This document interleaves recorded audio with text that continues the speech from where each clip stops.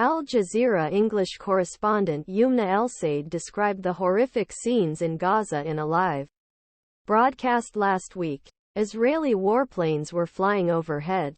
Airstrikes hit neighborhoods below. Choose your plan. ArrowRight It wasn't a distant battlefield. Their children were in a nearby room with the neighbors' families.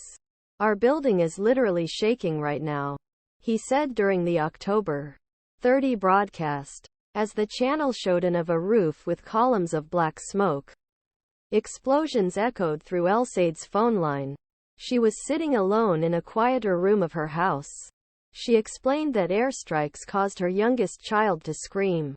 For weeks, hundreds of local journalists in Gaza Strip have been trying to find ways to survive and keep their families safe while providing the world with candid views of devastation inflicted on Palestinian lives and homes.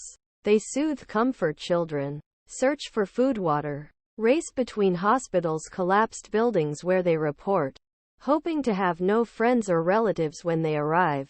During the conflict, Palestinian journalists were killed at a staggering rate of at least one journalist per day. According to different estimates, between 34 and 50 people, scores of people in Israeli attacks. According to press advocacy groups, this figure corresponds to approximately 4% of media workers in Gaza. October was the deadliest month for journalists in more than 3 decades.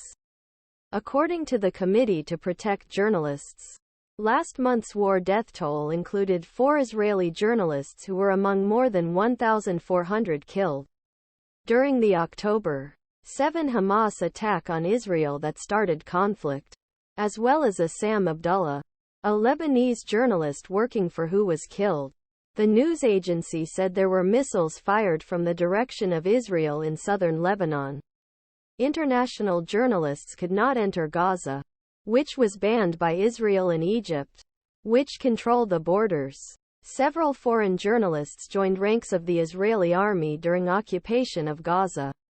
The global appetite for news, including deepening humanitarian catastrophe, rising civilian death toll, and unfolding war between Israel and Hamas, has put more pressure on local reporters trying to cover war.